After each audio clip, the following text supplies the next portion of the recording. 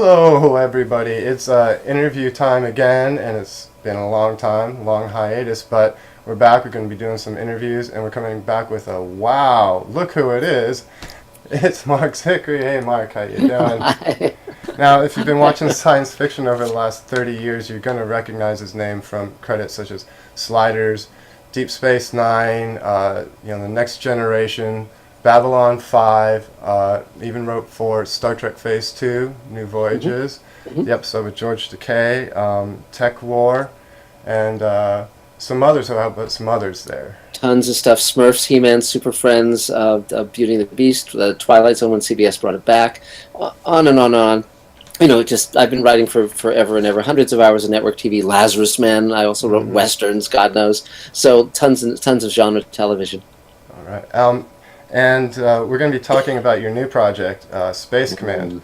But before we jump to Space Command, because I want my Space Command, before we jump to that, I'm going to ask you a little bit about the episodes you wrote for the Star Trek shows. So if you could tell us a little bit, tell the people watching, which ones you wrote and what the storyline was, and maybe some fun anecdotes along the way. Yeah, sure, of course. When I was a kid, when I was 10 years old, Star Trek debuted, and that changed my life forever. It was what I'd been waiting for from birth, and so I was given a Christmas present of a trip to the original Star Trek set. I was there when they shot Turnabout Intruder, which was terrific. Met Nichelle Nichols and a lot of the other cast members, and so that sort of set me on a path to being a writer, producer, and TV. So with Star Trek: The Next Generation, I came up with an episode called First Contact, where the Enterprise is—it's not the movie of that name; it's the episode where the Enterprise is dispatched to make first contact to a planet that's just developed the warp drive.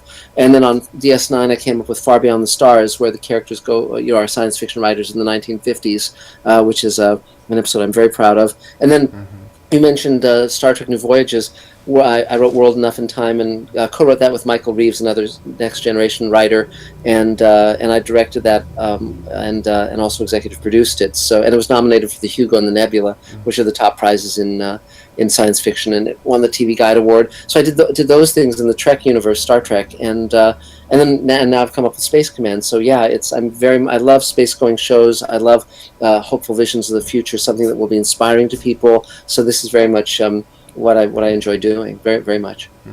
And those episodes also, it's the First Contact that guest starred Bebe Neuwirth. Yes, when she had the hots for Jonathan Frakes and really wanted to get intimate with an alien. And then Far Beyond the Stars, like you said, that's an amazing episode. It's one of my favorite DS9 episodes. Thanks. Where Sisko has the experience that he's a writer, a science fiction writer in the 1950s, and Avery Brooks directed that episode. Yes, he did, and it was fun because they two studios were directing my work that week. I was a producer on Sliders, and they were shooting one of my Sliders episodes called Slide Cage, and then they were also shooting Far Beyond the Stars. So I actually got a photo in the same clothes on the same day with both casts at two different studios. So that was a writer's dream come true. And when I was on the set, I went on the set, and they'd made it look like a 1950s magazine office, and all the actors were in suit and tie, so it looked like actually one of the most boring photos ever. And but Avery Brooks hadn't met me. I was very good friends with Armin Shimmerman, but Avery Brooks hadn't met me face to face. So he was directing a scene, and then he was kind of looking at me like, "Who's this guy?" And then he said, "Everyone, break for lunch." And then I walked over to him and I said, "Mr. Brooks, I'm Marc Zicree. I came up with this story." And he said, "Everybody, stop!" He said, "Say," and he put his arm around me and he said, "Say to them what you just said to me." And I said, "I came up with this story." And he said, "He came up with this story." And everyone applauded me. So it was a great moment. And I was very thrilled. But Theodore Sturgeon, who was one of the great writers of the original Star Trek and science fiction in general, was one of my mentors when I was a teenager. And so I was thinking about how he was writing for a penny a word, 5 cents a word for Galaxy and Astounding and all those magazines back in the 50s. And I really wanted to show that world, because without that world, you wouldn't have Star Trek, you wouldn't have Star Wars, and the general audience, the audience at large, had no idea about that world. And I also wanted to write about why we write science fiction and why it's meaningful, why it's important. And because you create a future by visualizing a future and communicating that, and then people see that and want to be part of that future, and they help make that future come into existence. And so that's what I really wanted to talk about. So I'm very proud of that episode, and I'm really glad that they bought it, and it came out so well. Yeah, it is, and it's an amazing episode. It really is. And then with the Star Trek Phase 2 episode, World Enough in Time, you were able to have George Takei in there.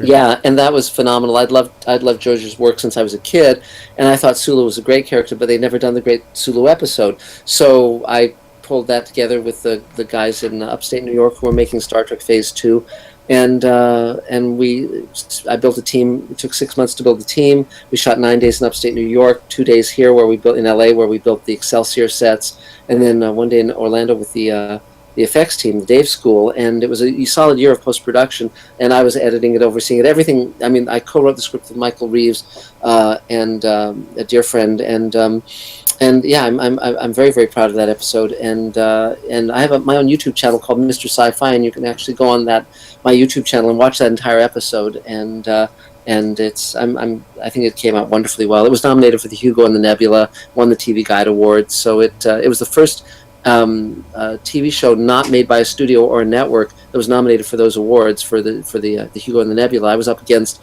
Battlestar Galactica and Doctor Who and Pan's Labyrinth. The funny thing about that, as a footnote, is that because I was nominated against Pan's Labyrinth, Guillermo del Toro's publisher approached me and said, "We're looking for someone to write a book with Guillermo. Would you like to write a book with Guillermo del Toro?" And I said, "Sure." So I ended up writing a book with Guillermo called Guillermo del Toro's Cabinet of Curiosities, and that was a great experience, learning from him and getting to know him. He's a terrific guy.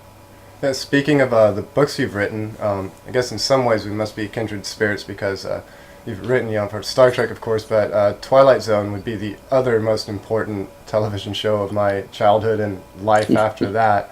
Yeah. And you've written a companion book for the Twilight Zone. Could you tell us a bit about that?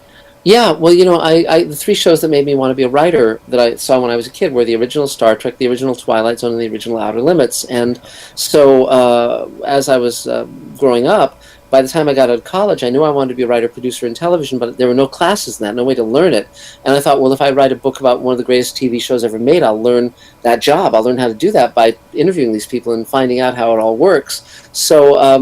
So I had met George Clayton Johnson, one of the writers of Twilight Zone, when I was a teenager at a convention, and he was a very good friend and a mentor. And I just came up with the idea of writing a book about the Twilight Zone. So I started that book when I was 22 years old, and I spent 3 months interviewing 30 writers and directors and actors from the show, producers as well, before I went to Rod Serling's widow. It was 2 years after Rod's death, and she'd already turned down major writers who wanted to write about Rod and the Twilight Zone. And so I knew if I went to her directly as a 22-year-old kid with basically one short story sale, I was an art major, my degree was in art from UCLA, I thought she's going to say no. So I spent 3 months educating myself and interviewing people, and then I went to Carol Serling, and I told her what I had in mind, and by then I knew a lot about the subject, and she clearly went to some of the people I'd interviewed that she trusted, people like Buck Houghton, one of the producers of Twilight Zone, and they said, well, looks like he can do it, he seems credible. And then she came back and said, well, you've got full access to everything. So I was crawling through Rod Serling's attic and taking home his personal prints of the Twilight Zone 16mm prints, and they were all piled high in metal film cans in the garage in the house in Pacific Palisades. Amazing. And in his attic were his scrapbooks, these huge leather volumes with every article written about him and Twilight Zone. And so from the month I started the book to the month it came out was 5 years. And I broke into TV by the time I was 22 or 23, so I was writing television as well. But the Twilight Zone Companion came out. It sold 500,000 copies. It was nominated for the American Book Award. The New York Times named it one of 10 science fiction books for the ages. Wow. And so we're doing the new edition now. The new edition comes out in the next few months. It has 100 new pages of material, hundreds of new photos, and links to audio and video rarities. Plus, I did a new interview with Jodie Serling and a new interview with George Takei. So, because I wanted to talk about political activism and all of that, and George was in the Twilight Zone. He met Serling, and so all that video and audio content will come with the book. So you'll be able to click through and watch all that on your computer or television or wherever you watch content. Yeah. So, that definitely sounds great. Yeah, that's exciting, actually. Okay, very fun. Well, I guess we should get on to Space Command because that's the big reason we really want to talk about this. Because for one, the Kickstarter is going right now. Yes. And we need to get the word out. So we're we're just going to expect nobody knows what we're talking about. So tell everyone about Space Command, please. You bet, you bet. Well, a few years ago, all the science fiction was very dark, very nihilistic. Battlestar Galactica, Oblivion, After Earth, Elysium, and I love Battlestar Galactica. I thought Ron Moore did a great job, but it was very dark. It was very kind of hopeless or despairing in tone. And I wanted to create something that was inspiring and hopeful, like the original Star Trek had been, or even Star Trek: The Next Generation. And so I had the idea for Space Command, and it was a show that would cover 150 years in a future chronology, 3 families over many generations as we go out into space, colonize the solar system, jump to the stars. But it would also be about reaching across boundaries and barriers, because in our world, there's so many forces of chaos and evil that want us to turn against each other. And I think it's very important to have voices of hope and say that love and compassion are real forces in the world that you can take action upon your better impulses, and you can create a better future for yourself and for your children and grandchildren. And I think that when we move out into space, I mean, when we, space is the one place where we haven't fought a war. Space is the one place where we actually managed over all these decades to collaborate and cooperate. And I think going out to Mars and all of those things is the best notion of humanity, the best impulse of humanity. And so I wanted to do something that commented on that and would inspire people and give them hope. And so I sat down and I had an initial Kickstarter campaign that raised $221,000, and that was enough for me to build a studio and start shooting. And I've written the first 8 hours of Space Command. I've outlined hours 9 through 12. That's the first season of a show. But I've shot the first 2-hour story in its entirety. I've shot 35 minutes of the second 2-hour story. We shot the opening sequence of the third 2-hour story, and so I reached out to a lot of my friends who I'd worked with and who were actors that I admired, and they all said yes. So I Doug Jones, who stars in Star Trek Discovery and The Shape of Water, the new Guillermo del Toro film, is one of our leads. Bob Picardo from Star Trek Voyager and Stargate Atlantis. Mira Furlan and Bill Mumy from Babylon 5, and Mira, of course, was in Lost, and Bill Mumy, of course, was in Lost in Space and Twilight Zone. Yeah. And also James Hong from Blade Runner and Big Trouble in Little China, my friend Mike Harney from Orange Is the New Black, John Hennigan from Glow, gosh, who else? Just on and on. I mean, it's Bruce Boxleitner came in for a day to shoot. It's just basically some of my favorite actors. And I also cast actors that were new actors who were very, very talented, like Ethan McDowell plays Captain Jack Kemmer, and we had a talent search where anyone anywhere in the world could download audition sides and audition. And so we got 7,000 inquiries, we got 1,200 videos, and we cast 9 actors from those auditions, and including our lead actor. And so it was just phenomenal. And it's this huge story. It takes place. The first 2-hour episode takes place on Earth, Mars, a mining colony in the asteroid belt, the colonized moons of the outer worlds of our solar system. I mean, it's a huge scope. And then as the story continues, we jump to the stars, and we're on planets and other solar systems as well. So it's a big, big, big story, very ambitious. And so I've sold investment shares to help cover the costs. Now we have the new crowdfunding campaign to finish visual effects and post-production. We'll start with the first 35 minutes, which we'll send out to our backers, and then we'll just continue straight through to finishing the first 2 hours. And meantime, I'm pitching it to the networks and the platforms and see if we can get them to order a season. Yeah. That's what we're embarked upon. Yeah, that's great. And as you say, the first 4 episodes are one story, redemption, right? Yes. So it's far-reaching. Well, the first story is 2 hours. That's Space Command Redemption. The second 2-hour story is Space Command Forgiveness, and then the third one is Great Solar War. And so each story is self-contained, but then also tells a larger story. So they're all connected. But you can watch the 2-hour story and see a beginning, middle, and end. But the characters continue, and it takes place over several generations. So we get to see the cause and effect over the generations, and we're jumping back and forth between the generations. So interestingly enough, Robert Picardo actually plays Armin Shimmerman's grandfather in Space Command, which is very fun, very fun. And because Armin and Bob are friends, of course, and they're friends of mine too. And so it's fun to have those kind of interactions and interrelations. Yeah, and. I was looking at the the Kickstarter campaign today, and you've been doing quite well. You've reached your first goal, but now we're going for the stretch goal, which is to get to 80,000 to be able to complete episode 2 also.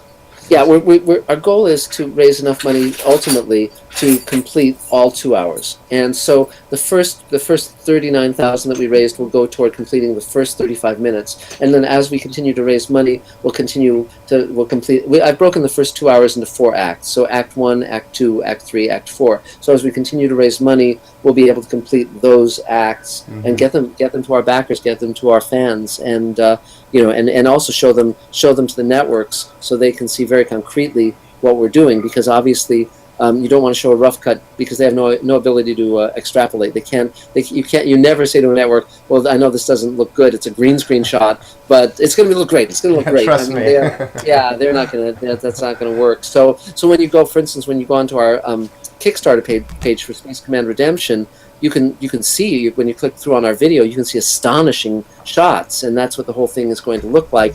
But I very much believe in delivering what you promise, and I always aim high. I mean, even going back to when I was writing the Twilight Zone companion, for a 22-year-old kid to have the chutzpah to believe that he could pull off a book about the Twilight Zone, and it was funny because years later, I was talking to George Clayton Johnson. I mean, literally 30 years later or more, and I said to George, because he was recommending me to Carol Serling, and I said, George, what made you think when I was 22 that I could pull this off?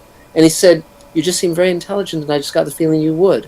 And I did, of course. I did. And so even then he saw that, I was very, very determined. And I'm very proud of the Twilight Zone companion, too, of course. But Space Command is my favorite because it's just so fun. Of all the things I've done, I'm really having the best time with Space Command.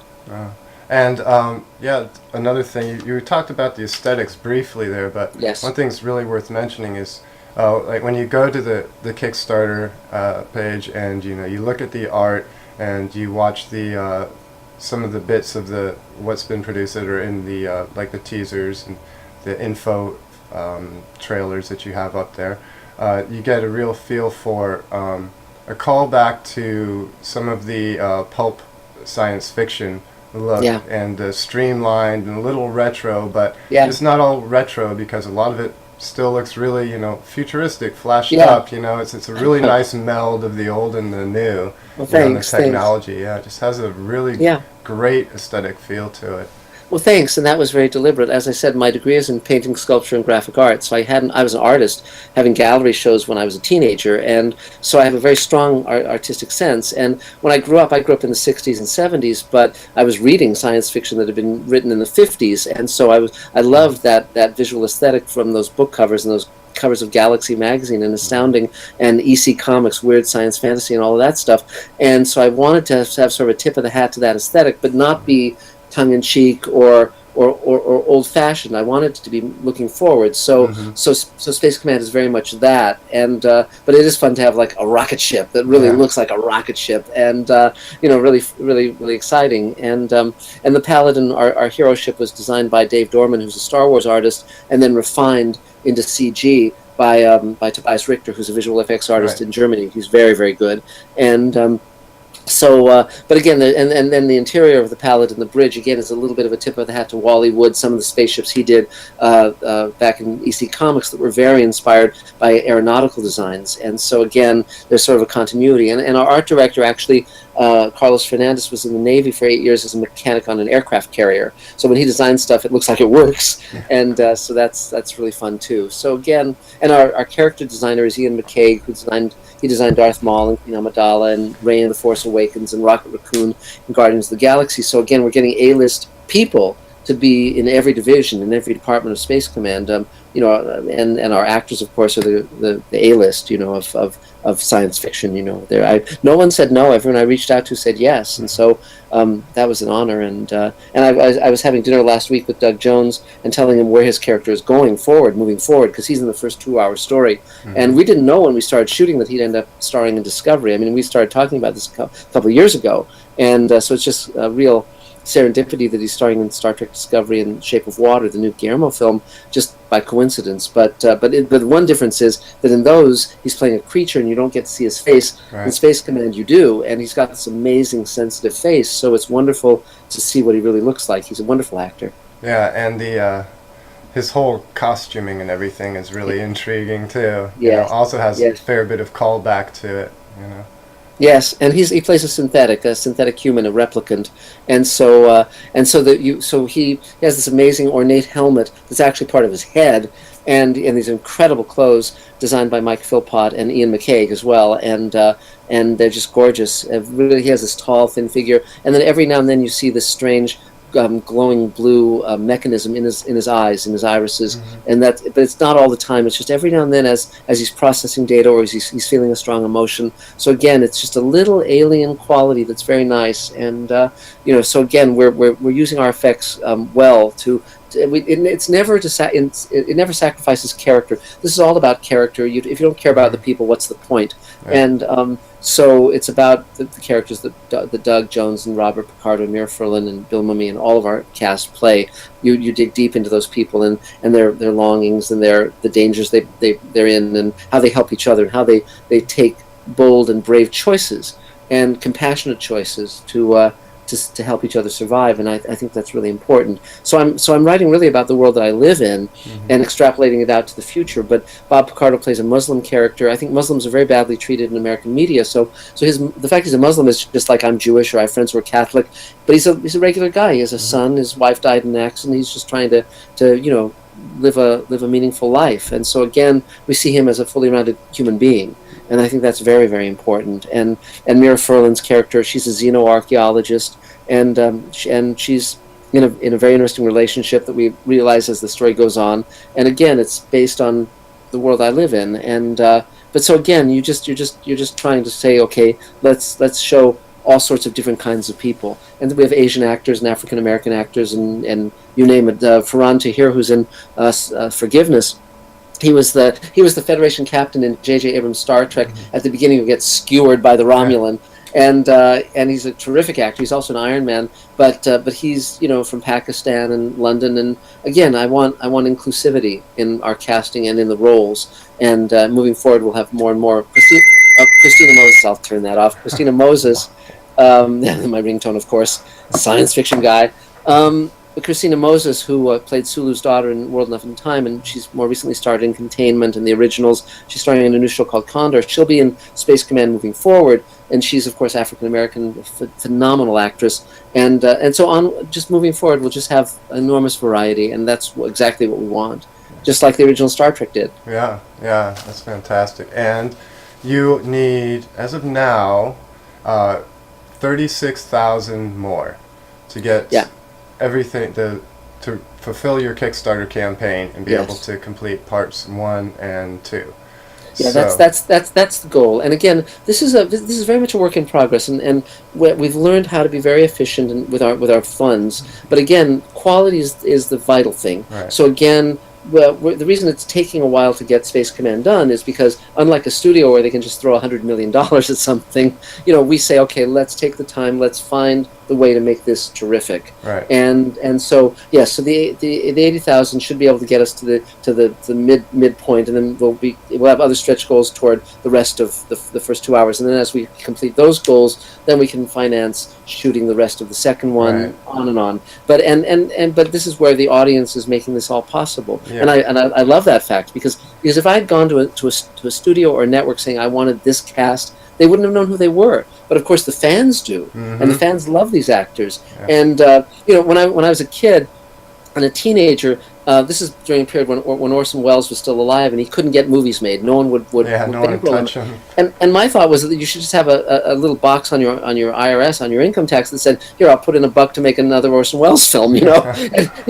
check that off. Let's get Orson Welles to make another movie. Or now there should be a little box where you'll put in $1 to get people. Men on Mars, it's like a lot of people would take that box. Yeah. But thank God for crowdfunding, because crowdfunding finally allows us to go to our audience. Because I'm the same as my fan base. I'm not different. I'm very different from the studio and network executives, and I don't mean to derogate them in any way. Many of them are very smart. Many of them want to create great shows, but they aren't the same as we are. Yeah. If someone says to me, "There's a new show with Armin Shimmerman in it," I'm going to watch that because I love Armin, or whomever, any of our favorite actors. I've been talking to Rene Auberjonois about being in Space Command, and on and on. And to get James Hong from Blade Runner and Big Trouble in Little China, that was a thrill for me. I'd wanted to work with him forever. Huge. Yeah, but see, the lovely thing is you can meet these actors at conventions. So even if you haven't, in some cases I'd worked with them previously, in some cases not. But to be able to meet these actors and talk to them and say, look, you want to be in, like with Mike Harney, my friend Mike Harney, who's in Orange is the New Black. I was having lunch with him. He's a friend, and I thought, well, he could play the hero's dad. And I said, "You want to be in Space Command?" And he said, "Yeah, sure." And it was that simple, and so that's wonderful. It's really like, let's put on a show, literally, and it's been amazing. I wouldn't have it any, and it was really interesting to sell investment shares after I did the initial campaign, because I reached out to our backers, and they were able to buy in at $7,500 a share. And we're still selling shares in Space Command. They get a part of my producer's net profits, but people were willing to step up, and it wasn't a huge amount of money. It was so we got people who were like truck drivers and people from every walk of life, and it makes me feel better that my audience is investing in this. I don't mean just financially; I mean emotionally, and I mean even when someone gives me $1 on Kickstarter, I'm grateful. Or even if they just say good job, keep going. I mean that's meaningful too. Yeah. So I don't take any of this for granted. Not any of it. Yeah, and it's real science fiction. Backed by people who really care about science fiction, good science fiction. And as you say, there's a lot of names in there that we really love from various projects over the years. Yes. Yes. But 36,000. So people need to start going over to that Kickstarter campaign. Yeah. All that information is... go ahead, please. I was going to say, all the information is going to be in our description, of course, and should pretty much be across the bottom of the screen by now, if it wasn't already through the whole interview. So you need to go over to Kickstarter and give Mark and the crew some money. I mean, they're not that far off. They're past the halfway mark. Yeah. So this can be done. Just take the motivation, move forward with it, share the project out over your social media, wherever you can. Take those trailers from the Kickstarter page, share those out, because those have a lot of good footage in them, and they'll definitely grab some interest. But tell all your friends, get everybody to give $1 at least. Yeah, that'd be lovely. Well, thanks. I really appreciate it. Oh, I really love having you on. It's really been quite a tremendous pleasure. I mean, I've been reading your name in credits for, like I say, 30 years on some of my favorite stories of various series, and wow, here you are. I just can't believe it. I mean, just live long and prosper, man. That's great. It's been great meeting you. Yeah. You too. We'll have to do this again sometime soon. That would be great. Yeah, and best of luck on this project, because I sure am hoping that people are going to watch not just this podcast, but all the other ones that you're busy putting out right now, and just giving the money over and make this a big success, and then we can look forward to more Space Command in the future. You bet. Because I want my Space Command. Me too. Well, thanks a lot. I've really enjoyed it. It's been great. All right, thanks, Mark. See you later, man. Talk to you later. Bye-bye. Bye.